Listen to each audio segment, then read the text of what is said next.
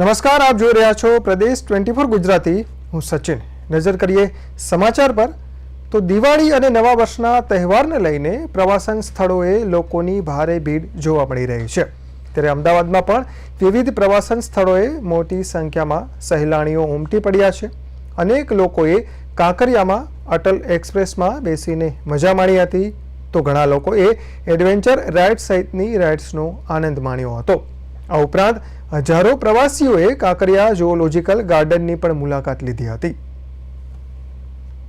અમે અહીંયા સફારીમાં ફરીએ છીએ, બહુ સારું લાગે છે અને વ્યવસ્થા બી એકદમ સારી છે. આટલી બધી ભીડમાં બી એ લોકોએ વેલ મેન્ટેન કરીને રાખેલું છે. શું કહેશો, દિવાળીમાં જે 5 દિવસની રજાઓ હતી 20થી લઈને 25 કે 26 તારીખ સુધી? હું તો સુરતથી આવ્યો છું, અમદાવાદમાં બહુ મજા આવી. અમે સુરતથી આવ્યા છે 2-3 દિવસ અમદાવાદ ફરવા માટે. કાંકરિયા ઝૂમાં અત્યારે ફરીએ છીએ. બહુ વેલ મેન્ટેન છે અને ભીડ છે પણ તો બી સારું એવું વ્યવસ્થા છે. ભીડ તો હવે રજાથી બહારથી બધું પબ્લિક આવતું હોય એટલે ભીડ તો હોય જ, પણ વ્યવસ્થા સારી છે એને લીધે એટલું બધું કન્જસ્ટેડ નથી લાગતું. હું વસ્તલ એરિયામાં રહું છું. હું મારા ઘેર મારા મામા કાકા કોઈ પણ સગાવાલા આવે છે ને એ બધાને હું કાંકરિયા વિઝિટ કરાવું છું.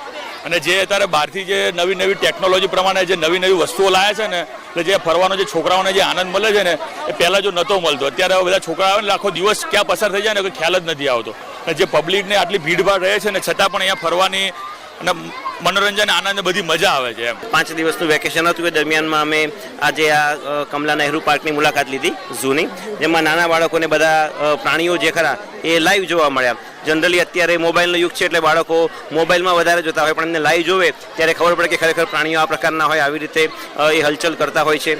એમને લાઈવ પોપટનો છે કે બીજા પક્ષીઓનો અવાજ જ્યારે લાઈવ સાંભળે ત્યારે એમના નોલેજમાં પણ એ વધારો થાય છે. એકંદરે અહીંયા બધી વ્યવસ્થા બહુ સારી હતી અને બધાને જોવાની ખૂબ મજા આવી. અમે બધાએ ખૂબ જ એન્જોય કર્યું છે અહીંયા કમલા નહેરુ પાર્કમાં. અને અત્યારે જે આ જગ્યા આપણે ઊભા છે તે કાંકરિયા વિસ્તાર છે. કાંકરિયામાં અત્યારે તમે પાછળ જોઈ શકશો કે જે રીતની ભીડ જે જોવા મળી રહી છે. અત્યારે જે લોકો ઉમટી પડ્યા છે, જે રજાઓ માણવા જે લોકો આવી રહ્યા છે તે પણ અત્યારે હાજર છે. અને અત્યારે જે લોકો અત્યારે 2 થી 3 હજાર લોકો જે કાંકરિયા ખાતે આવેલા છે અને અત્યારે જે દ્રશ્યો તમે જોશો તે કાંકરિયા વિસ્તારના છે. કાંકરિયા જે આવેલું છે ત્યાંના છે. અત્યારે સવારથી લઈને અત્યાર સુધીમાં લોકો 10 થી 15 હજાર લોકો તે અત્યારે મુલાકાત લઈ ચૂક્યા છે અને અત્યારે હજુ પણ ભીડ આવી રહી છે. તે તમે જે દ્રશ્યો જોઈ શકો છો, જે સીધા દ્રશ્યો છે તે કાંકરિયાના છે. તમે જે દ્રશ્યો જોઈ શકો છો તે અત્યારે ટિકિટ બારી પણ જોઈ શકો છો. તે અત્યારે ટિકિટ કેટલી પણ હોય તેને પણ અત્યારે ખરીદીને લોકો આવી રહ્યા છે. અમે પણ કાંકરિયા જોઈશું તેવા સાથે આવી રહ્યા છે અને લોકો હજી પણ ભીડ સાથે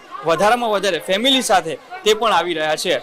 અત્યારે તમે જે દ્રશ્યો જોયા તે કાંકરિયા વિસ્તારના છે. કાંકરિયા જે આવેલું છે ત્યાંના છે. લોકો ઝૂ જોવા જઈ રહ્યા છે, અટલ બ્રિજ જોવા જઈ રહ્યા છે, આઉટ ઓફ સ્ટેટ જઈ રહ્યા છે. અને અત્યારે જે જગ્યા છે તે કાંકરિયા છે તેમાં પણ અત્યારે લોકો વધારે ફેમિલી સાથે હોય, ફ્રેન્ડ સાથે હોય તે પણ અત્યારે જોવા આવી રહ્યા છે.